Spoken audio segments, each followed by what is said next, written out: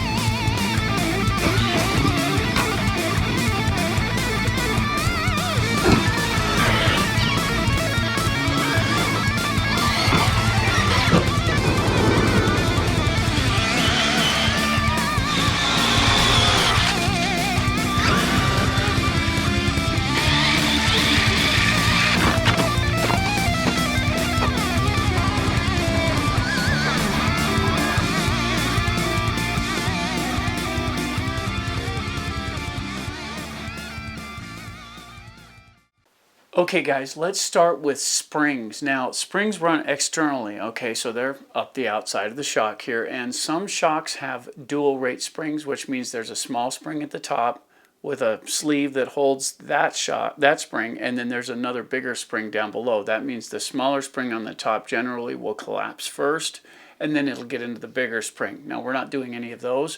Just be aware those are there, guys, because it's a different thing. Now, springs are designed to, in my understanding, springs are designed to carry ride height. That's what these are for. They give a certain amount of resistance, but not the resistance from inside. What they do is they suspend the vehicle in the right position. If you want to change your ride a little bit, you can tighten the springs, loosen the springs, the car will crouch, or it'll raise up with these springs. Now, if you need to carry more weight, that's where you have to adjust your springs. Now, for more weight, you can either take this piece here and you can crank this down, and this is a collar that compresses the spring. It gives you a little more pressure on the spring itself to help you adjust for the weight of the vehicle. But even if you get the ride up where you want it, if the spring's too light, it's going to really hammer that suspension, and you'll see it, the car will bounce and it'll act all silly. Part of that can be dealt with in the hydraulics, but really what you need to do is make sure that you have the right springs on the shock to carry the weight of the vehicle. So these are stock springs. These are the ones that go for the Creighton version 4. They're a nice simple thing, and they handle the weight of that car very well. However, I put these shocks on a different car that weighed about another 5 pounds, and these springs were inadequate. So if you take a look, guys, look at the difference in springs. These are much heavier than these ones, and these carried the weight of the other vehicle just fine. These springs were changed out to carry the extra weight only. Okay, so that's my understanding of what the springs are for. Set your ride height to a certain degree with the spring, carry the weight to center the car where you want it. That's springs.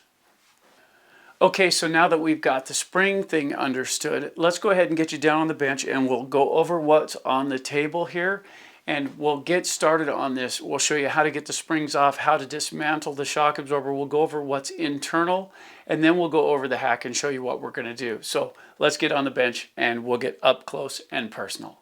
Okay guys, so here's our array of shock absorbers.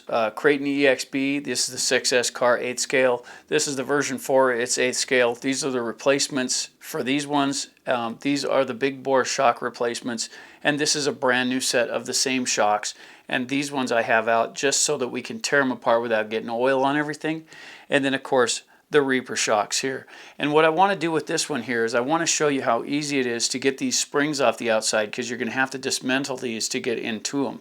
So palm it like this, get a hold of it, grab onto the spring, get this in the base of your hand, and just pull down. See how easy that comes down? Lift this away, hold the shaft, lift this away like so, and there's a slot. This will come right out of the slot. See the slot in that, guys? That lets it slide on and off of that shaft, just like that. Real easy. Set that aside, pull the spring off, set it aside, and there you go, spring off. And most of these are built this way, guys. It's pretty simple to deal with. Now you can really get a good look at the collar that you use for adjusting the springs to where you want them for tension. They roll real easily when they're clean. So when you go to adjust these, guys, it wouldn't hurt to clean them first, just to get that out of the way. So here's something interesting, guys. Right on, this is unique. I don't see this very often, but see this little piece of rubber right there? That's just laying on the shaft there. That is part of what we're going to do to the other shocks here. So this is a piece of black silicone rubber. And what that does is, when we put this back together, and we're going to pretend we put the spring on it, okay? And we put this cap back on it. Now this is the retention ring for the spring. Put it back on, seat it in to the housing at the end. See there? This goes all the way up against that, just like that. So what that does is, when this gets down close, instead of hitting the hard plastic down at the bottom here and bottoming the shock out real hard, it has to compress that silicone rubber first. So it works like a bit of a shock absorber right there. And depending on how much ride height you need, you may have to have a smaller piece, but I recommend always having a piece of that in there, so when you really hit hard, this can absorb some of that. Look at the motion you get just out of that one piece, guys.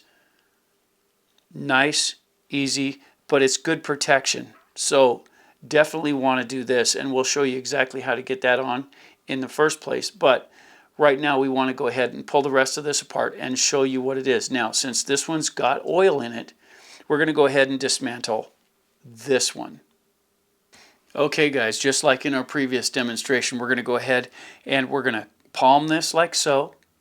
We're going to pull the spring back and see how that came with it. This one's aluminum, so it may be a little bit of a fight to get it out of the spring, because these can sit pretty tight at times, but it still has the same slot right here. So we'll go ahead and pull this back. We'll work that out of the spring, and this might take a little doing, guys. Get it worked out. There we go. Got the spring off of it. See there? Now just take that piece off and remove the spring. Just like that. Now we're right where we were with the other one. And being brand new, these rings, they adjust real easy. Just like I say, try and make sure you clean those so they do continue to adjust. You may have to pull your spring down a little bit.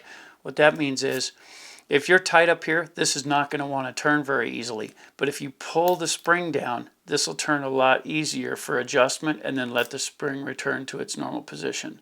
Okay, so that makes for easy adjustment. Now, let's go ahead and pull the cap off of this and see what's inside. So you got to break it loose, and then just go ahead and roll the barrel. Now, if this is not a new shock to you, do it vertically like this so you don't spill the oil, because this will have quite a bit of oil in it, guys. So go ahead and spin that out, and you can look down inside of it now and see the cap in there. So if you can't see it, watch this. Now you can see it. That's the plunger. And if you can get a close enough look at this, guys, there's a hole right there that allows the hydraulic fluid to go back and forth. As this travels in and out, that fluid has to go through that hole. And that's where you get your resistance, okay? So that's one way to deal with that. This will max out right there. That's where it'll max out. See the gap here? Just about the right amount of space to fit that in there. Okay, so it's really well designed. Now, also, in the bottom, there is an O-ring and a retention system in here so it doesn't leak against the shaft. And if you get a good grip on it, and some of them are built differently, guys. That's just the way this one's built. This one's built the same way. It's got a deal right here. This one's broken, but it spins on the same way. So with this, get a grip on it and back it off of that O-ring, and see the O-ring in there? That's the O-ring that keeps the barrel from leaking. So when we spin this off, now we can lift the whole barrel right off the shock. And that's just an aluminum barrel, guys. That's all that is. Now we can see the plunger and all the gear that goes with that. See the little snap ring down in there? That holds the O-ring and everything in place so that it doesn't leak as the shaft travels back and forth on that. So that O-ring needs to be compressed, and that little E-clip right in there, right there, helps hold that all together. So that is a nice setup as well. This particular shock has E-clips on the top and the bottom to hold the plunger in place. Okay, these have been known to come off from time to time. So you'll all of a sudden you'll notice your shock works real easy. You know, it's not really doing what it's supposed to. Odds are you spit off one of these E-clips, you'll have to open the shock, replace it, get it back in place, snap that back in, and you're good to go. So this is the basic guts from inside of one. Now, when we go to get this thing off of here, we have two options. We can remove this and pull this off the top, or we can spin this off right here and slide it off the bottom. Whichever way you go, be real careful not to damage the O-ring inside of this piece. It's got to stay clean, and when you go to reinstall the shaft, make sure you get some lubrication on there so it slides in easily and doesn't damage the rubber. Okay, in this application, this one has the E-clips on it, so we're going to go ahead and remove this plunger so we can take a closer look at it. Now, thing is, I've got different plunger heads right here, and we're going to go over these and tell you what they are. But for just assembly purposes, we're going to go ahead and just take this off. So you'll need a small screwdriver, and you got to get, if you take a look here, there's a slot there and a slot there where you can get inside of this E-clip. You got to be real careful, guys. These things will jet across the room so fast your head will spin. So you got to just sort of contain them, and you put it down smoothly and push down, and the E-clip comes right off like that. So you want to get in, see these two little ears here? Let's see if I can get that up for you to see. Okay, see the little spots in there where you can get your tool in? Just be careful you don't spit them off on the carpet, because they're really a pain in the butt to find. So now this should come right off like so. Simple piece.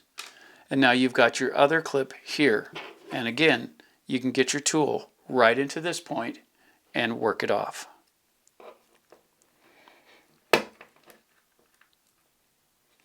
Okay, there it is, guys. Just like that. It wasn't all that easy to get off, but you want these things on tight anyway so that they stay when you need them. So there's both of those. Now we should be able to just pull this shaft right out. Like that. Came out pretty easy. If you take a look inside here now, see if you can get in there. There's a little O-ring in between these plastic nylon discs, and that's what keeps it from leaking. So now when we go to assemble this, I'll put a little lube back on this piece and I'll gently work it through, but not until then. We got to do this part first and show you what's up. Okay guys, as far as the shaft goes, there's a couple ways we can get this end off, and the first way is, you know, even if it's full, in other words, if it's still assembled and whatnot, and all you have is access to this little bit of shaft, what you want to do here is take something like, this is just a piece of paper towel, but it's folded a few times to give you some strength in that. Wrap it around the shaft like so, and I'm going to turn this way. Wrap it around in this way. Take a pair of pliers and just get a grip on the shaft. Now the paper towel will keep you from damaging the shaft, like so. Just take a regular Allen driver like so, run it through the end, and you can spin it right off. Now you just have to squeeze this enough to keep it from spinning the shaft, guys, but it comes right off like so. And then once it's broke loose, it should come off by hand. Easy peasy. Okay, run it back up. And then just tighten it a little bit this way when you go to put it back on. Don't overdo it, because you're still only threading into plastic, guys, and plastic does not hold up well to high torque. So that's how you can get that off, even if it is in the shock itself where you've only got access to that much shaft. Once you get the spring off, you can spin it off that way. Now if you have it loose like so, and let's say you have this damaged and you need to replace this, I like to use one of these and just chuck it up. Now I like to grab it right up here where the plunger goes. That helps a lot. It'll keep this part of the shaft from being damaged, and this is pretty gentle about how it grabs things in the first place. Just like that, make sure you're in reverse. Go ahead and get through here, and we're just going to take it off now, guys. So in reverse, real slow. You don't want to heat this up. Just like that. Now, an example would be, let's say you have to put a new one of these on, okay? If you put it through like so, even if you don't have the ball in there, this will still do the job. Just get it up close and hold it tight. When you go to line up with this, because these don't come with threads in them, this is what makes the threads. So line up good and straight with it, with the shaft, like so, and then turn it in real slow. You'll have to push a little bit to get it started, and then run it in real slow. Now when you get down close, like so, use the wrench to snug it down. And there you go, guys. So now that's the components to the shock. This is the main shaft. Now, we had a piece on this one, that rubber piece right down here, right? So we're going to emulate that on this one, and we're only going to use, say, 1/4 of an inch of this fuel tubing, and this is sized up to where it fits the shaft pretty well. So it's going to go on tight, but it goes on there, guys. See that? So I'm going to go ahead and trim a piece of this off, and then we're going to install it on the shaft, and that will bring it down to this end, and it'll be out of the way for the rest of our assembly. Okay, for this part of the application, guys, I like to use a razor blade, and these are dangerous when they're unsheathed, guys, so just be exceptionally careful with this. If you're underage, you probably shouldn't do this without the supervision of a parent or whatnot, but this will cut through you so fast you won't even know what happened. So be very careful. So I want to take right here, and I want to measure out about 1/4 of an inch, which is going to put me right about there. So we're going to go ahead and take that, and the important part here, guys, is to cut straight down, because this cut needs to be perfectly flat. Right here, this cut needs to be perfectly flat. Now on this piece, it wasn't cut good, so I'm going to throw this piece away, and we're going to go ahead and cut a fresh one here at 1/4 of an inch. Should be right about there. Beautiful. So there's your piece, and it's good to go. So to install this, and come on, guys, this is pretty simple, right? We're just going to poke it on the shaft like so, and run it down. Okay, so that's where that's going to go. Now the important part is when you go to install your spring, okay, so say your spring is all held back here like this. When you go to install your spring, this cup, this is the retention cup, has to go between the keeper at the end and this rubber piece. So slide it down like so, and it should look like that. Do you see that silicone in there? So now when the shock bottoms out, it'll have to fight this silicone before it slams down hard and causes problems. That's just a nice little feature I like to put in there. You don't have to have that much. You can use half that much if you want, whatever works, but a little bit of compression, protection in there for the compression is a good thing. So now that's good to go. So when you want to go ahead and take this apart, that silicone will slide. Just pull it up, push this back down, and take it off the shaft. And there's your piece.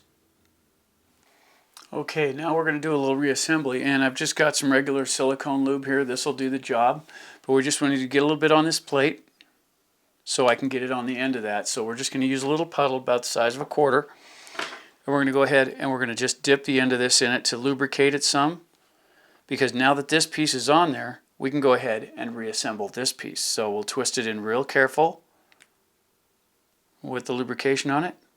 Should go right through. There we go. Nice and easy. So we'll slide this down. Now take a look here, guys. When you hit an impact, see how it compresses that? It won't be able to go over that piece with the cup on the end of it. So let's put the cup on there and show you again. So with the cup on it, right here, this will push down, and it'll compress against that like so. And when you back off your pressure, it'll stand back up. So that's your protection right there when you bottom out your shocks. Not a bad call, something that you should probably have in there. Now, we're going to go ahead and we're going to work on the interior. Now this is inside the shock absorber, so we need another piece of this silicone tubing to put inside so that the shock travel is restricted. And keep in mind that this piece is going to sit right here, okay? So when your shock is fully extended, this will go all the way out to there, okay? So that's where it'll sit. Look how much shock travel you have there, guys. There's a lot.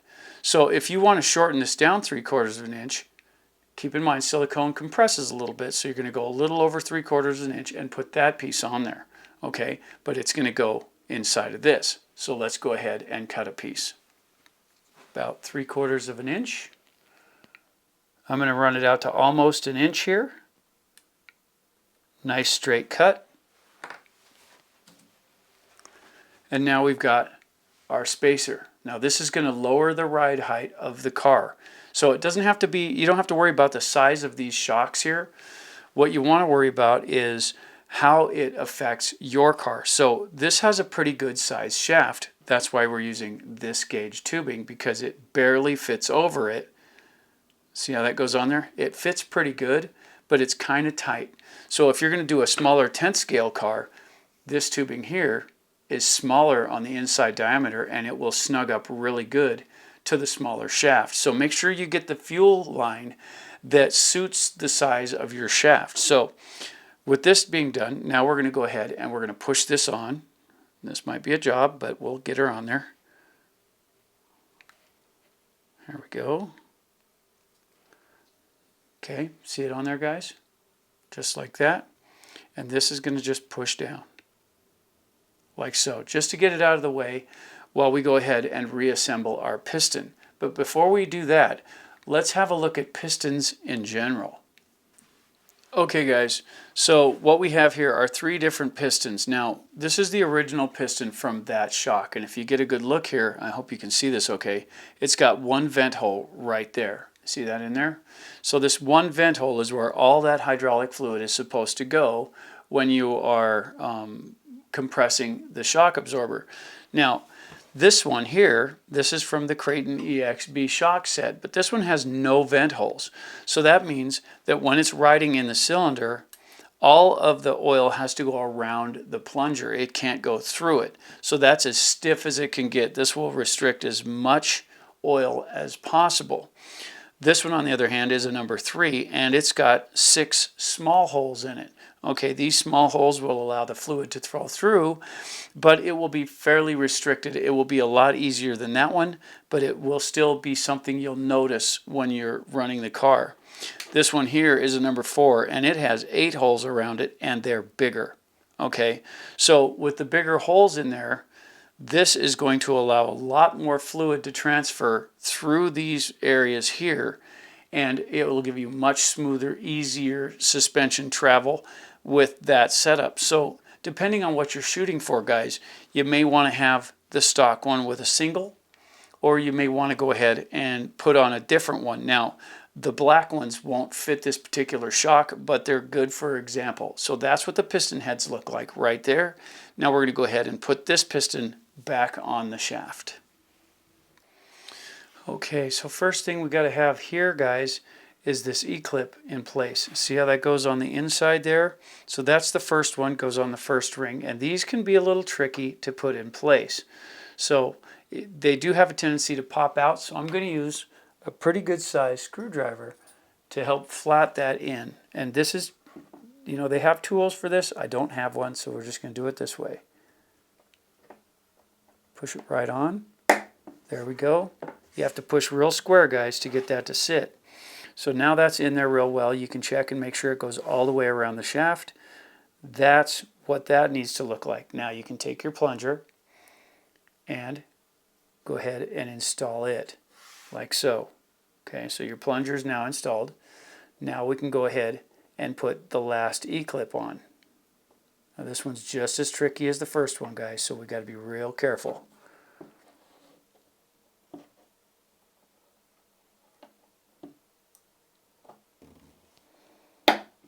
There we go.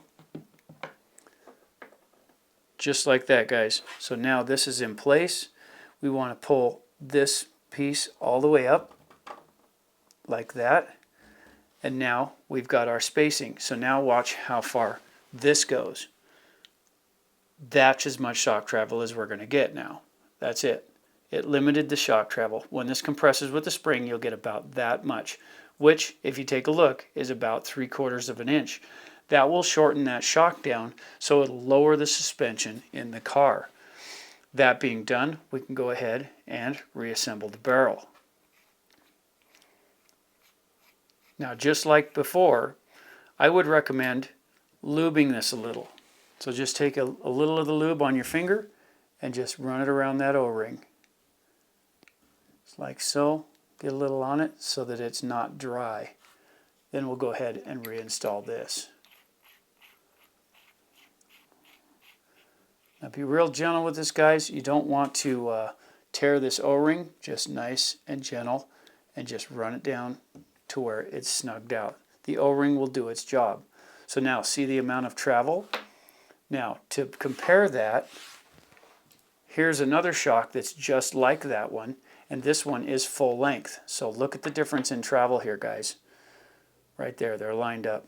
3/4 of an inch different for the same shock absorber. Cool, huh? Okay, guys, so there you go with the basic build on the shock absorber. Now you can change those pistons out, and when you change those out, it will definitely affect the amount of flow that you get through the shock. And when you start pushing back and forth on those pieces, without a spring on it, just feel the resistance. You can tell what the difference is. Use the same shock oil for all 3 plunger heads and see what the distance or the difference is in that system. Then, as you start to stiffen up your oil, you can change it even further. That's how you control the resistance within the shock. So when it hits an impact, it has enough juice in there to restrain it so it doesn't bottom out so bad. The ride height is set by the springs. It will hold it in the right place. The hydraulics dampen things so that it handles better. Now keep in mind, guys, if you use a fairly thin fluid, the arms move pretty rapidly, they get down in holes, they grip pretty good, but it does cause body roll. If you put too stiff of a fluid in there, the car will run more like a board. It'll just bounce over stuff, and more of the impact will go into the arms, and we'll go over that in a minute. But first, now that we've got to this stage, which is this piece right here, now that we're to this stage, it's time to fill this thing. So there's a cool way to do this, and I'll show you that right now. Okay, guys, in the interest of the video, I'm just doing this for demonstration purposes, so I'm not going to use good oil. I'm going to use some recycled oil, but that's okay. The weight on this is, actually it says 50 on top, but this is 35, so that's what we're going to use to fill this. And this is, like I say, just a demonstration so you can see the technique for doing this. So right now we've got the plunger all the way to the bottom, as far down as it can get, right down in there. Okay, so we want to put some oil in there, and we want to go about half full on this. So let's go ahead and put about halfway up, like so. So now you should be able to see that in there. So now bring the piston up, nice and gently. I'm collapsing that piston and bringing it upward, and I am keeping it below the level of the oil. So now I'm right about at the top of the oil there. Okay. This will allow the oil to settle down here and the air cavity to come to the top. When you pull this back down, see the air bubble? Did you get to see that? The air bubble came right out. Now, the shock is almost empty again because that silicone in there is taking up enough space for all that oil to settle in the bottom. Now we can fill it another halfway. Only go halfway here, guys. Halfway up, like so. And the reason you go halfway is because now we have to make room for this shaft.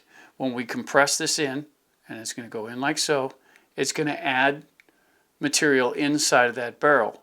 If you can see that oil rising, that's rising because of the material underneath, the steel shaft going in and taking up space. Now I'm down about a little over 1/8 of an inch in there. And this is a fairly flat internal head, so we don't want to have this filled clear up, but I do want to bring it just a little farther up. So we'll go ahead and add a little bit more. A little bit more net. There we go. So now, if you can see this, we're right about 1/8 of an inch below the top with the shock all the way compressed. Now, it will compress farther when you compress this silicone here, but there's enough space in here to absorb that. With that set that way, we want to go ahead and spin our lid on.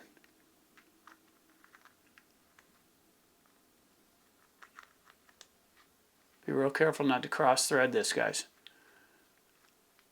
Okay, and then this is still an O-ring, so don't overdo it. Just get it tight, but don't get aggressive with it. There you go. Now we've got the oil in the shock and good travel. Now, when this thing is laying sideways, this air bubble is going to disperse across here. Okay, so you see some cars with these laying sideways in there, that air bubble is going to stay at the top and you'll feel the difference. It moves pretty quickly, right? Nice, because of that air bubble. But once you stand it up straight, vent that air out, let it get to the top. Now you can feel the actual resistance of the shock. So now that that's done, let's go ahead and pull this back, take the retainer off. We'll get our spring in place, like so. And we want to pull that down, put our retainer back on, and reset the spring. There you go, guys. Nothing to it. Easy peasy. Now, I used a fairly small plunger as far as the hole size goes. I can feel the resistance in it. It would work really good for a heavy car. This would probably work really well just like that on the Creighton. However, I would want to take the silicone piece out because that would interfere with the amount of travel that I want on that particular car. Okay guys, there you have it, RC Shocks 101, and I hope it was informational enough for you guys. I hope it was clear enough to see what was going on, and keep in mind guys that I am using 8th scaled shocks here, but it's not scale dependent. The same theory applies to all the different sizes. So I only use the big ones so they're easier to see on camera. And I'm aware that my bench is white and sometimes it bleaches things out a little bit. We are working on that, but this is what I have at the moment. Now, one thing that I did enjoy was being able to go over with you the hack that we do with these things.